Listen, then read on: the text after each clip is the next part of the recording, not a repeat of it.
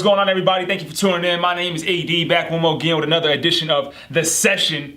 Today, to my left, to your right, my guy, Lo. What's going on, baby? What up, though? Good to see you. Always Thanks love. for having me, man. Now, you just heard him say, what up, though? You see the shirt. You already know where he's from, Detroit. Met this individual at Bowling Green State University in Ohio. In the middle of nowhere. Middle of nowhere. Farmland, 419, Wood counties. Too many white folk. But it was a beautiful place to go to college. Yes. Because it was a melting pot to a certain degree. I think focus too. You said what? Easy to focus when you're in the middle of the cornfield. Yeah, you can't. There's no clubs. There's no malls. Like what's the BG mall? The small. The small. That's right. That's what it was called. Oh my gosh, nothing there. That wasn't no real mall. Yeah, so you're not spending no money. You're good. Nah. You're good to go. I even think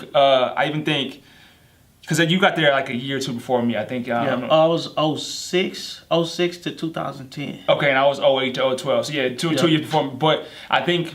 I think it's progressed obviously since then, but I think as the years go on, BG has become more culturally diverse. Yeah. Because probably when you started, it was probably way less than 2 years further when I started. Yeah, we were kind of like, I would say the second wave, I think, because there was a couple people up in there and stuff that kind of showed the road. There was a dude named Irv. He was out of Detroit. He was doing radio out there as well too on campus. So it was like leaving the breadcrumbs and you just kind of just follow along, and it started a culture there. So it was cool. My brother, when he graduated, he graduated in he graduated high school in 03.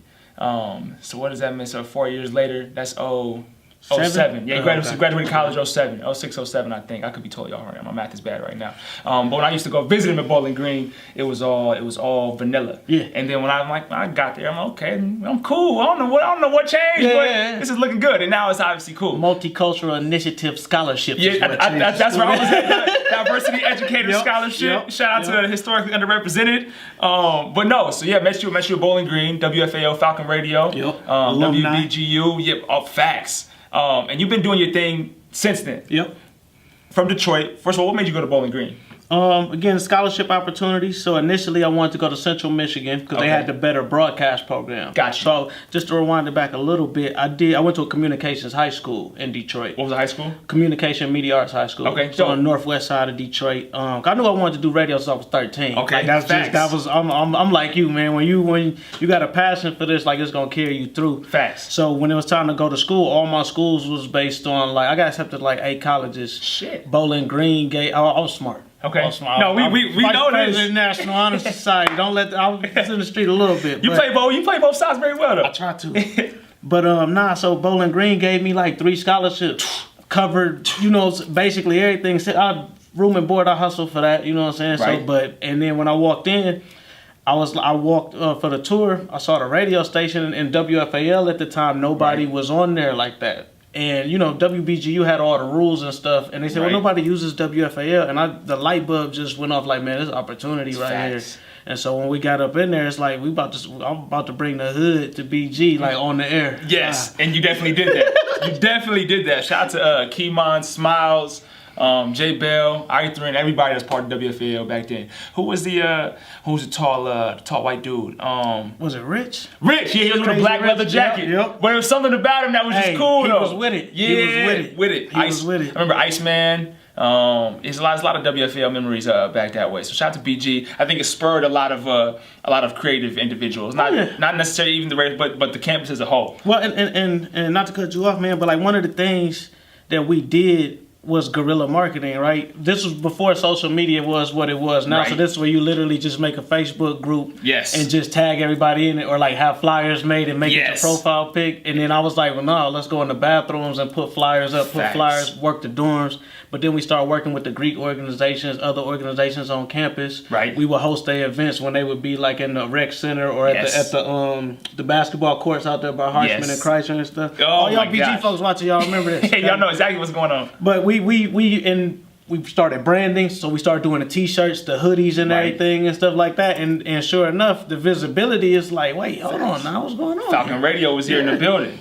Most definitely. I don't know. I haven't been back for a while, but I saw pictures of the new Get Up in the radio, and it's like a professional. I'm jealous. I'm jealous because we was up there in the little dusty little hole in the wall, man. And I wouldn't have had it any other way. Yeah. But we got gypped compared to what y'all have now. Shout out to everybody in the program now. State of the art microphones. And facts. The board light up look like you're driving the Starship Enterprise and everything, man. So you moved from Detroit to Houston. Yep. So when you left college, you went back to Detroit? Yep, I was in Detroit for 2 years. Worked for an advertising agency out in the burbs.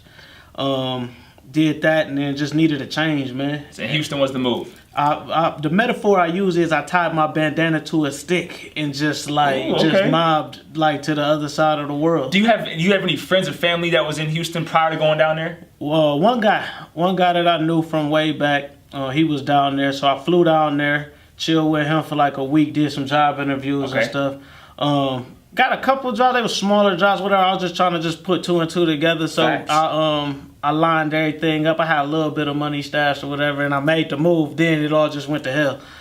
So I just ended up hustling legitimately. Facts. Yes, all legal. All legal. Yes. But we talking like reselling Walmart gift cards in the Hispanic neighborhood, tutoring Hispanic kids in the second ward. You making ends meet, Detroit though. Yeah, that's the Detroit in me, man. I can't stop hustling. So there's 2 things I want to hit on here. The move from Detroit to Houston. How imperative would you say it is for somebody to get out of their hometown? And even if they grew up in a great neighborhood, a great community, like they grew up well off, to get out of a comfortable setting. How?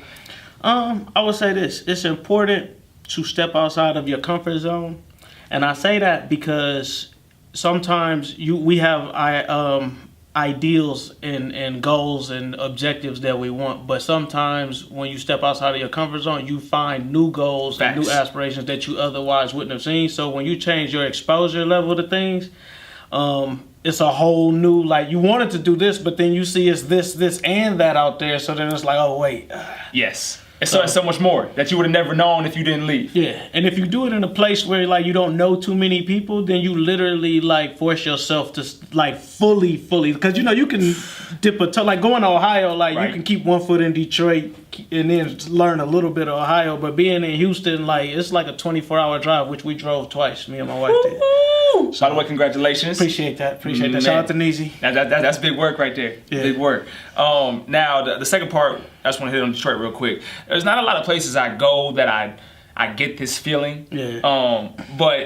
And I haven't been to Detroit a lot, but a few times, but a handful of times. And every time I go to Detroit, whether I'm by myself, whether I'm in the car, whether I'm flying through, however I get to Detroit, it's a different feeling when you go through that city. I've been in bad neighborhoods. I've been in projects. I've been in all types of stuff. But Detroit is weird. I don't know what it is, man. It's grimy, man. It's another level. There was one time I was driving on the freeway in Detroit. I don't know the freeways or anything what they're called, but I was driving and I just looked up and it just felt weird. I felt like people was watching me. I couldn't. And I was in the city. Like I was in any bad part. I was in the city. Like it was just. I'm like, man, what? I don't know what it is, man. Well, it's a thing, right? And when you look at a lot of the stuff that happened, like with the bankruptcy and stuff like that, this is all culture that has taken place over the past 30 years. Okay. And so the ideology in the city is basically the world forgot about us, so we pretty much got to fend for ourselves. Now, there are some adverse, effects to all of that, but then there's also the positive, and I choose to embrace the positive, which is that grit, that tough mentality, that resourcefulness, being able to having a strong work ethic, like I said, that hustle mentality, which I travel a lot, right? And when people hear that, oh, y'all some hustlers, like that's the first thing you think when you think of Detroit is y'all some hustlers, and everybody else will try to slide in. Well, we hustle too. Y'all don't hustle like I'm telling you right now. Y'all don't hustle like Detroit people hustle, and that's facts. We different, okay? It's a different level of hunger to it. Met a lot of people from Detroit through Bowling Green, and the mentality that I get from those people, Dub, Seville. Yep. Shout out to Seville, man. Yo, hey. That's a smart individual, intellectual man. That's the next great leader. Yeah, that's the next great facts. Leader. Yeah, I'm waiting for. I stand on that. That's one of the next great leaders, man. Speaking into existence. I mean, it's already there. It's already known. It's just got to happen. But no, this like just speaking about them, and I'm sure there's other individuals I'm leaving out, but Detroit, you can tell there's a hustle mentality. Like you meet that person, you know, like okay, this makes sense. They're from Detroit. Like this adds up. Now getting to the bulk of what we talked about a few things already, but the main thing I want to talk about is the podcast. Yes. And that's why I asked you not to pronounce this or say it beforehand, because I haven't heard. I've heard it, but I've never like Inaudible Raucous. How do you say? I'm not even going to. How do you say it? Inaudible Raucous. Inaudible Raucous. Yep. Is that how you spell ruckus? I never spell ruckus, to be honest. I'm not gonna lie. So just the thing, right? And it's all marketing, right? Okay. Everybody wants to spell it like, remember Ruckus Records back in the day and stuff? RUCK. Yeah. US, right? Yeah. Okay. I wanted to, because some things you can read it and you can be like, oh, that's culturally like urban or whatever. Okay. So I just wanted to have it just spelled out the regular way. So it's Inaudible. Don't ask me to spell it live. INAUDIBLE. Right. Raucous, RAUCOUS. So hang on, help me. So the real way to spell ruckus is RAUC. What you just said. Yeah. But COUS. Yeah. So it's not RUCKUS. Nah. I know, right? I be reading this stuff. Man. Yeah. Hang on. Because if I had to, I don't use the word ruckus a lot. Yeah. Like I don't write it down a lot. But if I had to, I would spell it RUCKUS. Yeah. And that's wrong. That's the what we know, like to spell it. But see, what happens is and I don't know if I'm jumping the gun or not, but I wanted to come up with an idea for it. And I was thinking like sounds from the underground, or like, I mean, you know, we radio guys, so you think back in the day and stuff, so you say, the Quiet Riot. You know what I'm saying? Something like that. So I was like, that's too cliche. Right. So I literally got a thesaurus. What's another word for quiet? Inaudible. What's another word for riot? A ruckus. Okay. And so my intro, I sampled the movie The Breakfast Club. Okay. Where the teacher come up in there and he like, what's going on in here? Okay, right. What in God's name was that ruckus? Can you describe the ruckus, sir? And that's literally, like, that's a play on that. So. Okay, facts. Yeah. I'm not mad at it. I'm not mad at it at all. So you're 80-something episodes in. Yeah, episode 83 just dropped. Y'all check that out. It's on SoundCloud, Apple Podcasts. But And what's the SoundCloud the backslash? It's in Inaudible Raucous? Yep, soundcloud.com/Inaudible Raucous. Also, I'm on Apple Podcasts, Stitcher, Google Play, because, you know, I try to give people multiple ways to be able to get out. Put my RSS feeds is on everything. Yes, yes. Try to get it out there. So, what was the inspiration behind? I mean, obviously, you got a grind. You want to do something. Like, you have a passion for the radio, to broadcast. What was that thing that just hit you? Like, I'm gonna do a podcast. Like, again, being a student of the game, and you know, we came up in radio. We learned a lot about it, and being a student of, you kind of see where things were starting to head. Right. And seeing that it became more, it was shifting back towards the conversation. Yes. You know, back in the day, like the 70s, early 80s, whatever, radio. Family gathered around, though, and they used to listen to like the radio together. So getting back to that, and really the concept, you know, it came from in the neighborhood. Like sitting on the front porch. Right. So occasionally, like if you follow me on Instagram, Inaudible Raucous _podcast. Yes. I'll post like little like movie clips or whatever, and those like if you see the movie scene or whatever, right, then you'll resonate with that, because that's really like something that alludes to what the podcast is or whatever. So like if you think of Boys in the Hood, yes, when they just sitting there just drinking beer, listening to music, talking junk on the porch, right, or like Friday or something when they listen to music, that's what the podcast is. Very chill, very but it's real. It's I always say solid dudes, solid topics, solid music, solid podcast. I love it. And so we just talk like how me and you chopping it up right now. Facts. You know, and I feel like what it is it's a voice in the community, right? Mm-hmm. And what anything from music, sports. I did current events, but I try to freshen things up. So what I do is I do what I call empowerment. So I try to not only harp on the media cycle, because, you know, some of the stuff gets repetitive. Very much so. I try to take things.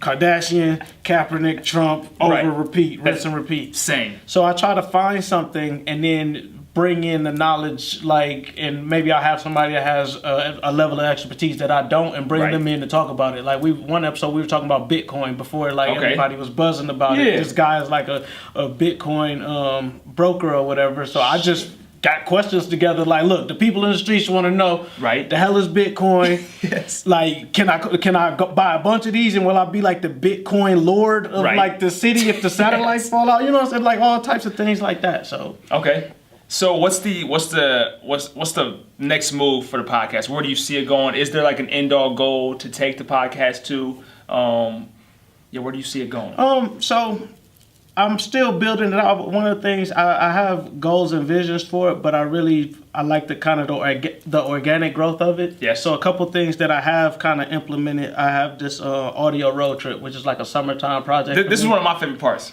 And so for those of y'all who don't know, the audio road trip is a summertime thing. So in the summer, each week I take a different city and have a theme episode. So like Oakland, Chicago, Cleveland, Houston, Detroit, DC, Tulsa, Oklahoma, Dayton, Ohio. I did Miami one time, Atlanta, and really what this was, it was a marketing thing to kind of see like what markets I could hit on. Right. But then also too, I know people, I know different artists, so I was promoting business owners like that's in these cities and artists that's in these cities, and then getting perspectives from people that's from these cities. Another one that we added to the road trip this year was Birmingham, Alabama. Okay. And so, there's a lot of connotations. If you've never been to Birmingham, Alabama, you don't really know what to expect. You think it's just prejudice down there. So I had a guy who was from Birmingham come on the show, and I just asked him a bunch of questions. What was it like? What's your take on this? What's your take on that? Right. And play some music from Alabama. And so if you've never been, if you just listen to the episode, you can get a taste of like what Alabama is. Okay. So just like that. Another aspect I like of the podcast. Well, I say it like this. I was told that your show is more than just what you put out there vocally. Mm-hmm. It's more than just an episode of the podcast. Yeah. So one thing that I take from yours that I tune into when I see it, and if I tune in late, I'll go back down the slew of tweets or Facebook posts. It's a story time with love. Yeah. So that's one of my favorite parts though, because you can like you like okay, you go back down. You start. There was one. The last one the latest one I saw was it was one at the corner store. And it had the miles involved. I don't recall the end all result. I'm trying to think. I got so many of them. But anyway, I like them though because you put them in. Well, now Twitter has 280 characters now. Yeah. But you had 140 characters, or whereas Facebook, whatever source you was doing it on, you can just read each. He was talking about the Joy Road. Yes. I'm gonna record that one on wax though. Please. And so Storytime with Lo. I'll take you from the beginning and then kind of its evolution. So I'm a storyteller. Yes. Right? Everybody knows. Very good one. My grandparents were good storytellers, and I used to sit on the porch with my cousins, and we was just like, I'll tell stories and everything. Right. So when I like, if you ever see me, we used to party. Facts. College. So if you ever see me at a house party, and you see me like holding court, sitting on the stairs, and everybody's kind of gathered around me, or if I'm in the kitchen and everybody's kind of, I'm probably telling a story. You got the story time going.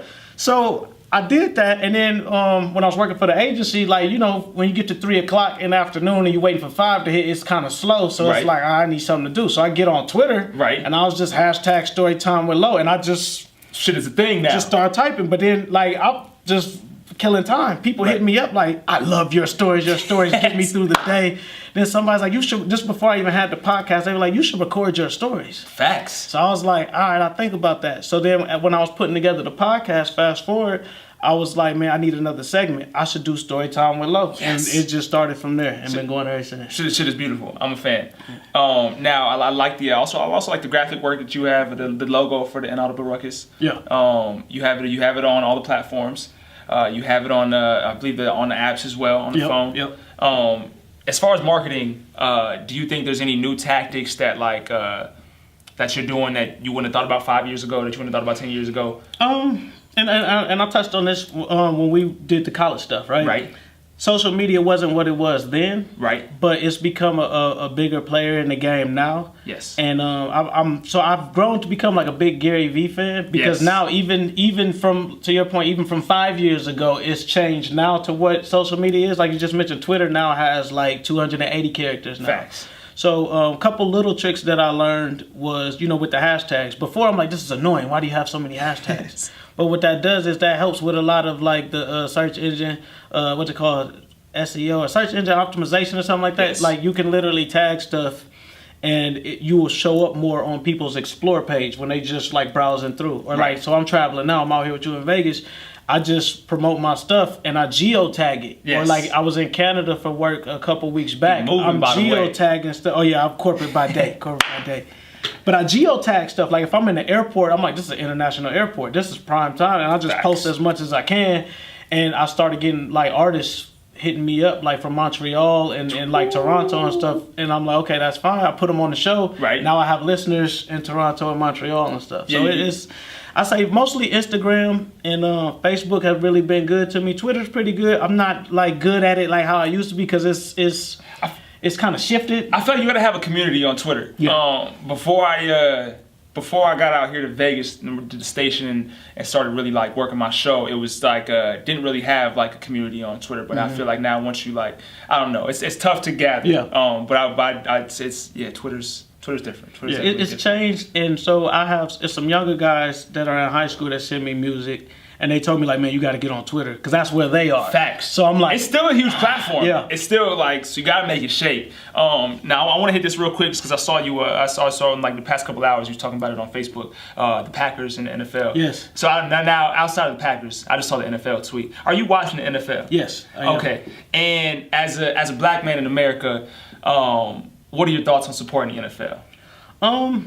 So one, I want to start off. I watch the NFL strictly now because of journalistic purposes. Okay. You know, so I just cover sports. I feel like it's my job to like cover whatever's going on. Okay. But as a black man in the NFL, I mean, like looking at the NFL, it's hard to watch. I'm not gonna lie to you. Like even this season, I mean, I'll do it because you know I want to talk about different storylines and stuff on the show. I feel like sports a lot, like with wrestling and all that stuff. We like the narratives and stuff. Yes. Football always has good narratives, but I think the real narrative has come to light recently. Yes. And I think it's only going to get progressively worse.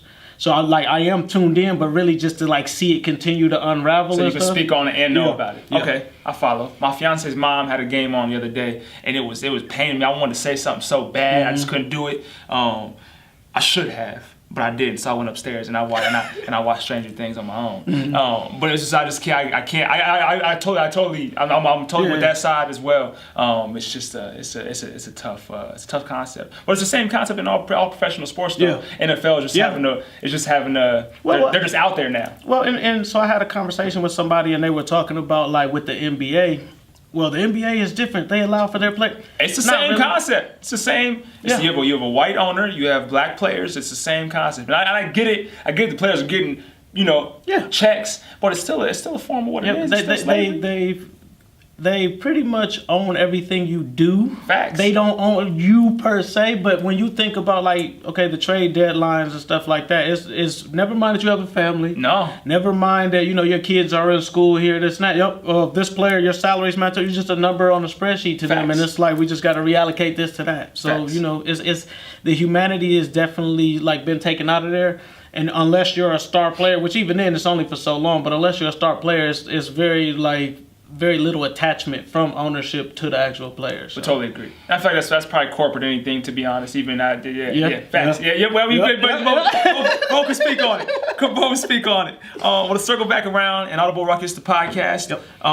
Where can the people follow you and the podcast at? You can like my page on Facebook, Inaudible Raucous Podcast. On Twitter, Inaudible RAUC1. Because Ruckus was too long. Okay, damn. Inaudible Raucous _podcast on Instagram, inaudibleraucous.com. That's my website. I'm still trying to work on some other things to like build that out as well. You going. But, it's you got to attack them on all sides, man. Facts. So...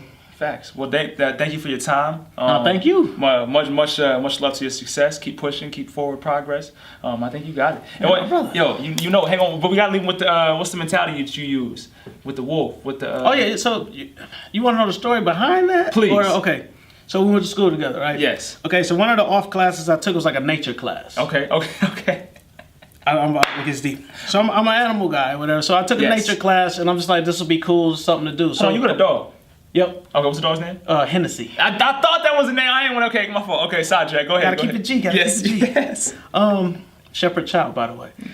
Beautiful. Goon. But so part of it, we would have to like go home and watch. Those are both territorial dogs, by the way. Yes. Those are both they're very loyal to their fathers. Shepherd Child. Okay, yeah, you good to go. All right, my fault. Don't break in my house. Don't do it. In my house. But I say that to say it all ties in. So like with wolves, right? So I had to watch a documentary on wolves. Okay. So I was participating in other activities while I was watching. Okay.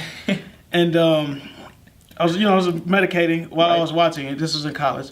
And both different individuals in college. They were breaking down like how wolves hunt. Okay. And so what happened was it was 2 wolves, they were hunting this moose in like the woods. So the moose was too big for the 2 of them just to take down by itself. Okay. So one kind of stayed and like shot him and then the other one disappeared. Okay. Now the one kind of popped out but then would disappear and the moose got nervous because he was looking like, oh, where's this other wolf at? And then the wolf would pop out again on him. So what happened was the moose was unsure of where he was. Okay. So he couldn't make a move. Ooh. So he kept him there basically. Got you. So then now the other wolf comes back. Right. And they like, communicate or whatever. So then the moose gets nervous.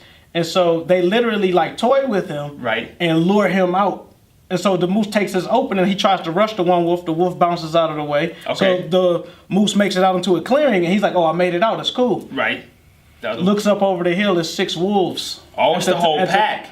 Oh. The other wolf went back to get the pack while this one held them there. Oh. So then now they come across the hill and it's all strategic from there. They circle them, they circle around them, they take shots at his side, swiping at his side until they drop them, right. And then everybody eats. Then it's good to go. So that's where that mentality comes from. If I got to be the wolf to like stay there and keep the moose on the line until everybody else can come over the hill. You got no problem doing that.